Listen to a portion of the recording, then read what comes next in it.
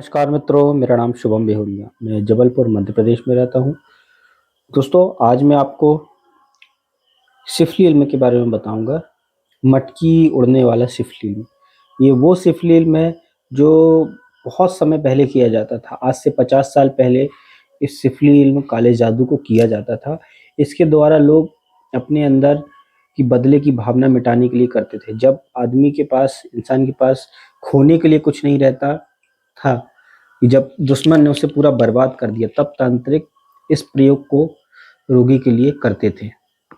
दोस्तों, इस प्रयोग में, ये वैसे तो मारण प्रयोग है और कहीं कहीं पे इस प्रयोग का थोड़ी सी चीज़ें कम करके सामने वाले को परेशान करने के लिए किया जाता था। यानी उसे कुछ समय के लिए बिस्तर पर डाल देना, बीमार कर देना। और वैसे इसका जो अमल है, पूरा करने से सामने वाला व्यक्ति मर जाता था। मेरे गुरु स्वर्गीय श्री भूपत समद जी के पास जब मैं इस शिक्षा ग्रहण कर रहा था, तब मैंने उन देखा था, ये इस अमल को, इस अमल को करते थे। वो दो तरीके से इस अमल को करते थे, एक सिफली इल्म से और एक शावर मंत्रों से, काले जादू के माध्यम से इस अमल को किया करते थे। मैंने दोनों अमल उनके साथ बैठ करके सीखे हैं, देखे हैं, लेकिन चलाने की हिम्मत मेरी आज तक नहीं हुई, क्योंकि इस अमल में जरा सी भी गलती, थोड़ी सी भी गलती साधक के लिए लेने के देने पड़ जाएंगे।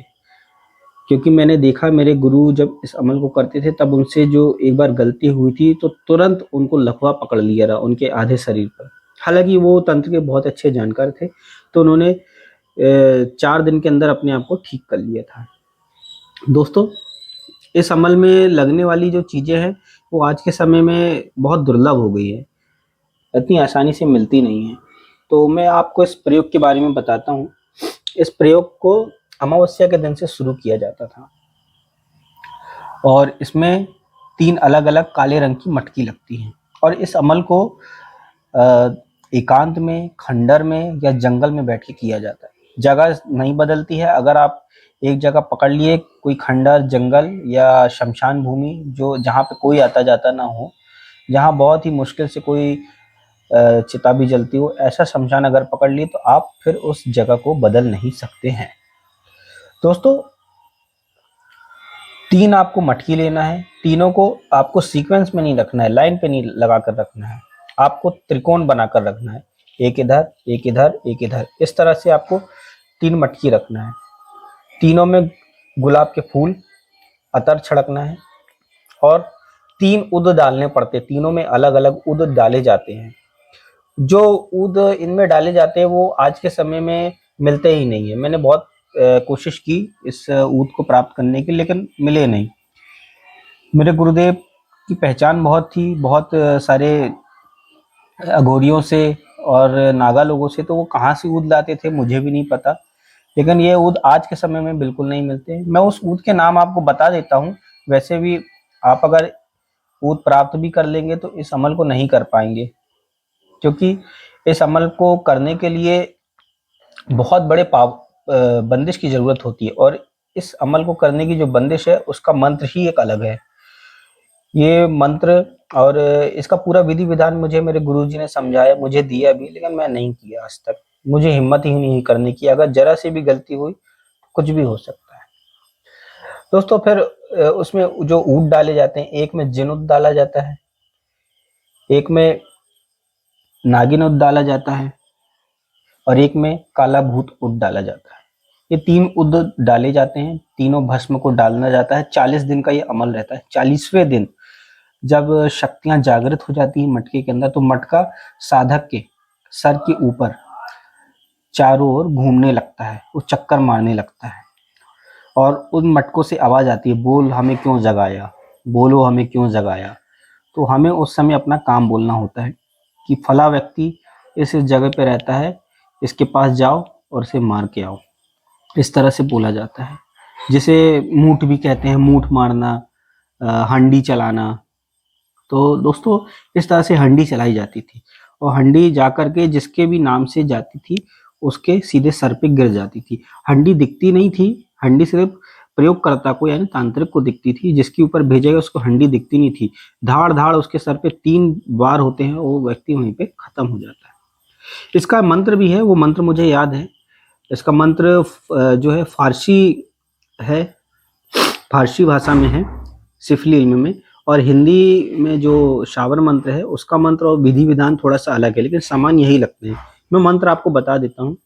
या अल वस्फर, या अवयार, या जमरून, या मधुसन, बाबरी, या उद, यदवस, या असमाहुनी। इस तरह का ये फारसी शब्दों का है। ये शब्द भी थोड़ा सा इसमें वाइब्रेशन के साथ पढ़ना होता है। वो अभी तो मैंने आपको फटाफट में पढ़ के बता दिया, इसको पढ़ने का भी तरीका अलग होता है।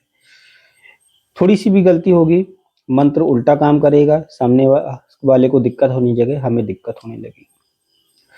तो दोस्तों, जब ये 40वें दिन वहां जाकर के सामने वाले को मारता तो ये रिटर्न भी आता है। रिटर्न जब आता है तो उसे बलि देनी होती है, उसे तुरंत में बलि देनी होती है। बलि देने के बाद इसे शांत किया जाता है। शांत करने की भी एक प्रक्रिया है। मेरे गुरु जब बैठते थे तो साथ में उन्होंने मशान भी जगाए हुआ था, तो मशान की खोपड़ी भी रखा करते थे। तो जब ये तीनों हंडी में जो चीजें आ जाती थी वो जाती थी, और जब वो वापस आती थी काम करके तो बलि दे करके मशान को तुरंत खड़ा कर देते रहे, ताकि ये तीनों कोई दिक्कत ना करे, कोई परेशानी ना करे। इस तरह से वो मशान की चौकी लगाते थे, उसके बाद इस कार्य को करते थे। दोस्तों, मैं आपको एक चीज़ बताना चाहता हूँ कि कुछ लोग मुझे मैसेज करते हैं कि गुरुजी हमें फ़ोन से दीक्षा दे दीजिए या फ़ोन से मुझे सिखा दीजिए। तो मैं आपको साफ लफ्ज़ों में बता दूँ कि मैं फ़ोन से कोई दीक्षा नहीं दे सकता, ना ही फ़ोन से आपको कोई शिक्षा दे सकता हूँ या सिखा सकता हूँ, ना ही कोई मैं फ़ोन के द्वारा मंत्र दे सकता हूँ। ओरिजिनल तंत्र सीखना है, ओरिजिनल मंत्र सीखना है, ओरिजिनल आपको सारी विद्याएं सीखना है, तो इसके लिए हमें आमने सामने होना पड़ेगा। आपको मुझसे मिलना पड़ेगा, आप मेरे से मिलेंगे, मैं आपको परखूंगा, जानूंगा, उसके बाद आपको दीक्षा के बारे में बताऊंगा, मंत्र के बारे में बताऊंगा। अगर आप सोचे कि मैं फ़ोन के माध्यम से आपको बता दूं तो ऐसा नहीं हो पाएगा। तो जो भी लोग अगर सीखना चाहते हैं या दीक्षा लेना चाहते हैं तो मुझे मेल करें या व्हाट्सएप करें, मैं आपको बता दूंगा आप मुझसे किस तरह से मिल सकते हैं, या बाबा रिजवान खान जी से किस तरह से मिल सकते हैं, किस तरह से दीक्षा प्राप्त करते हैं। उसके बाद आपकी तंत्र की शिक्षा शुरू कर दी जाएगी। दोस्तों, अगर आप भी ऐसे ही रहस्यमय टोन टोट की गुप्त विधि विधान और रहस्यमय साधनाओं में विश्वास रखते हैं तो मेरे चैनल को लाइक शेयर और सब्सक्राइब करिए। मिलते हैं मेरे अगले वीडियो में, तब तक के लिए नमस्कार।